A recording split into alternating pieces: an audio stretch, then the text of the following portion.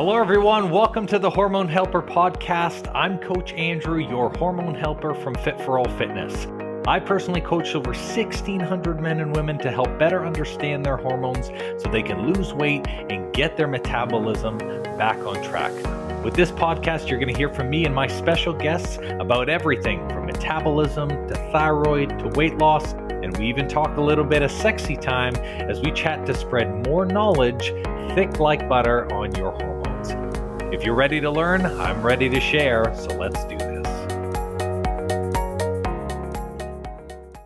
Hello, coaches. We're here with one of the first episodes of the C2C podcast, where today I'm going to share with you how you need to speak with your clients so you can get them to be in alignment with you to eventually join your program.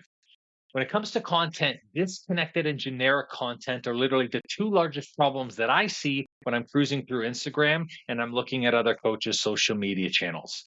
There are just so many amazing, well-educated coaches that end up getting caught in this trap of trying to keep their content super broad to attract everybody.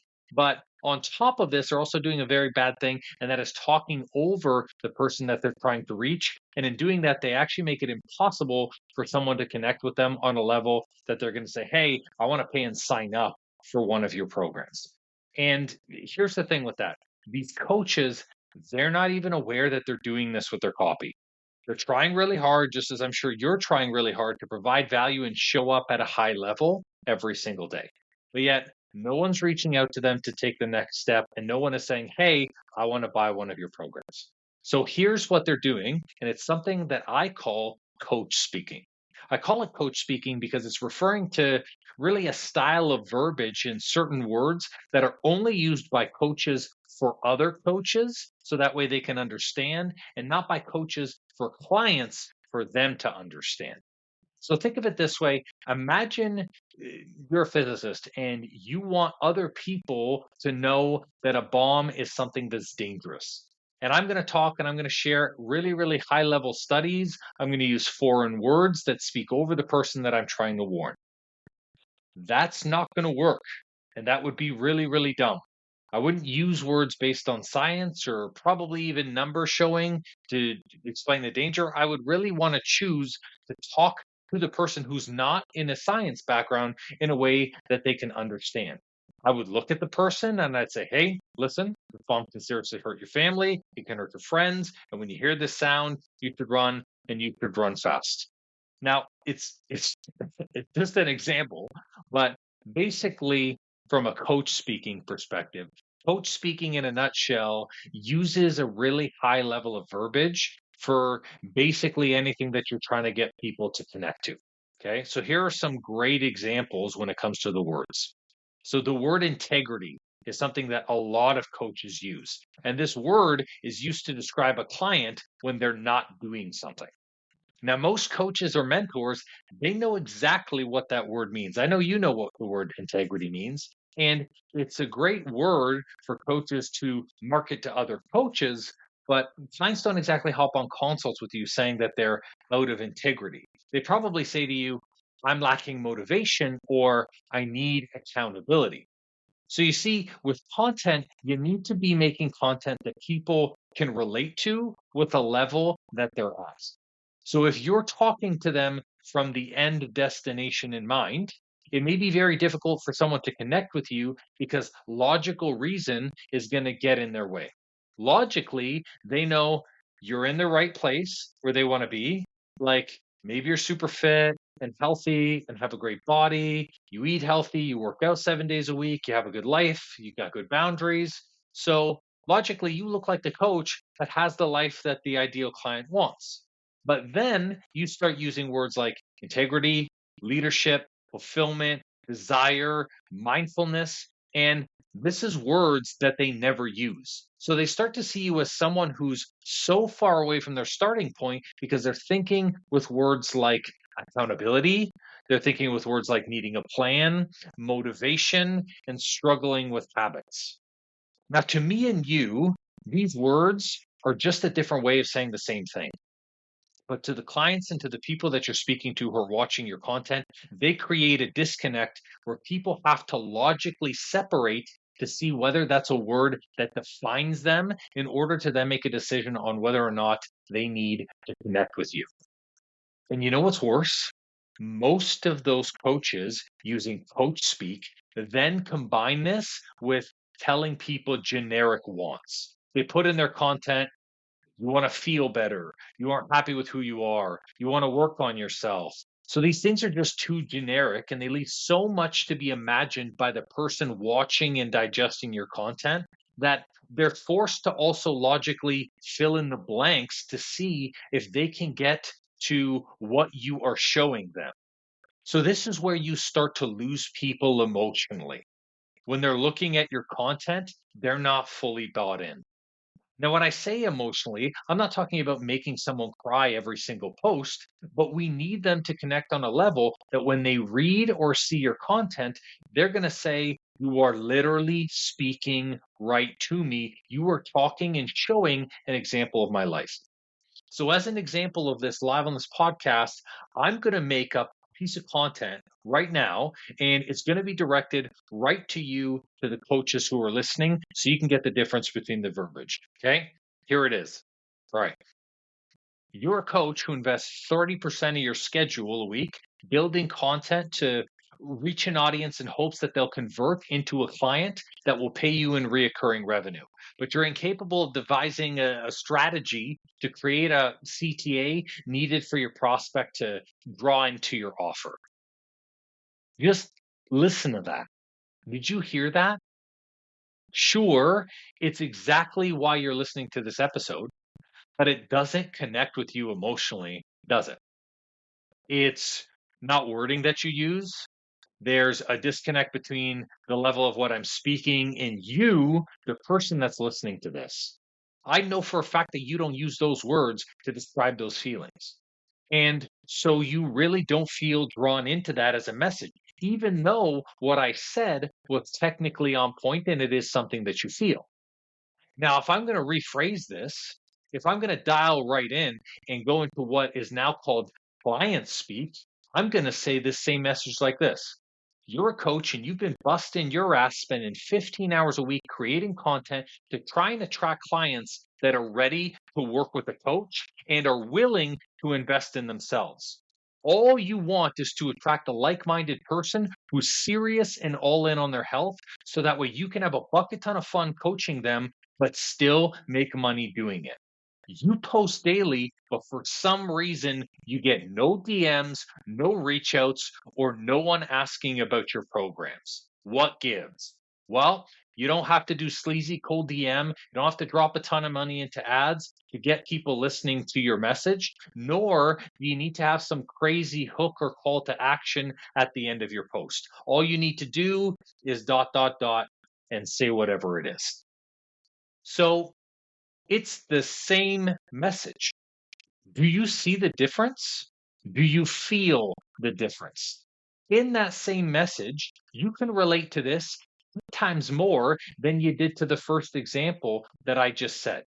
Because you know what it feels like with my example, and you also feel the difference in my words. You feel how I can relate to the ickiness of cold DMs. You feel how I can relate to your frustration with empty DMs. And you also know that I acknowledge the effort that you took into making that content work, into trying to put something out there.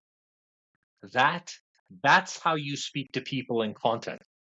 It's how you message people who are just like you.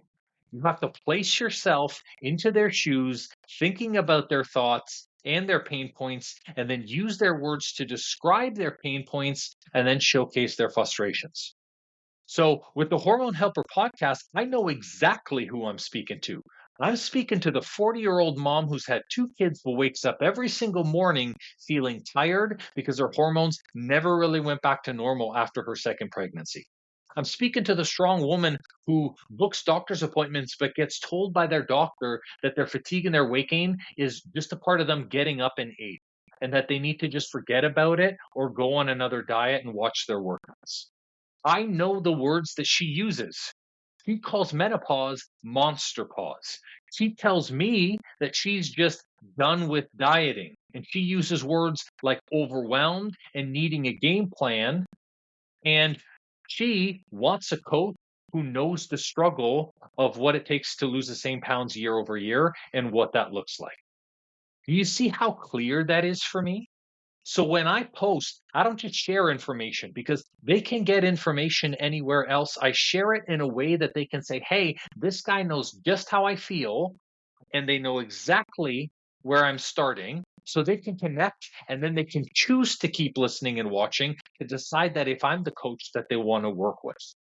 Now, I tell all the coaches inside our C2C program that you're going to know if you're doing this right. You're going to know if you are talking client speak instead of coach speak, if people are reaching back out to you saying two things. Number one, they're going to tell you to stop talking about their life. Or number two, they're going to say, holy crap, you know me and you're talking straight to me. Either way, these two options are great things. Because for the first one, anyone who's triggered by your content, triggered by the things that you say, they're definitely either need your help in the future or they're going to make the decision to transition away from your audience to stop watching your content. They're going to choose to qualify themselves. And this is good because it's going to shorten the time that it will take for someone to make a decision on whether or not they want to work with a coach and whether or not they want to work with you as their coach, which is really important. Now, for the second thing, number two, if someone sends you a message saying, holy cow, you're speaking right to me. I feel like you're talking and speaking about my life. It will then almost always be followed up by a message saying, what does it look like to work with you? Or how do I get started coaching? And this is what we want from our content. People who qualify themselves by saying yes to your content and then saying yes to themselves. These are the people who will be the least hassle to work with, and they will build an amazing relationship with you where your coaching is going to become fun, it's going to become rewarding, it's not going to be draining, and it's not going to be exhausting. So that's the difference between coach speaking and client speaking. You need to be able to speak to where someone is at and use the type of words that they are saying day to day and not talk over them. Now, I will say though, there is a trick to this, and I want to talk about it a little bit on this episode too, because you can still say the right things, but say it in the wrong energetic way. And if you change your energy, just like I'm doing intentionally now, it may make a person not want to take action or be connected to work with you. See the difference in energy? So, client speaking, or I should say, any type of content, period, should always come from an energetic place where people feel drawn to you and they feel driven and encouraged to do what they think and what they want to be possible. So, this involves encouraging people to tell them that they're on the right path by doing the right things and that they're making good decisions, even though what they might be doing is not necessarily working out for them. And I don't mean lie, but tell them in a positive way that, hey, you're doing the right things. It's just not working right. Maybe you need to make a few tweaks. Because sometimes I come across coaches who are really great at speaking to a client's level, but do so with the wrong energy. And I read their post and I'm left feeling down. I'm left feeling unmotivated. Or, someone reaches out and they're like, well, I feel like I don't have what it takes to be at your level. They feel smaller than you. And that sucks because when it comes as a coach, like here's what I have to say about energy. Like you can get someone to work with you in tons of different energetic ways. You can get someone to work by energetically guilting them. You can also get someone to work with you by making them feel fear. But the thing is however you start the relationship in terms of energy, you are going to have to keep using that energy to get them to move. So if it's guilt or fear, you're going to have to continue to do that during the entire process of your coaching in order for them to finish your program. And that's not something that I would want to do. So here's what I mean by this. There are people who sometimes create content as coaches that says stuff like, if you don't lose the weight now, you're not going to make it to your next child's wedding. That's really extreme and it's really not positive. Or your diabetes is going to get so bad that losing the weight is going to be impossible and you'll be stuck like this for life. I've even seen coaches say things like, you're not showing up for yourself and you need to man up or double down if you want to succeed. That it's about taking the hard path and doing whatever it takes.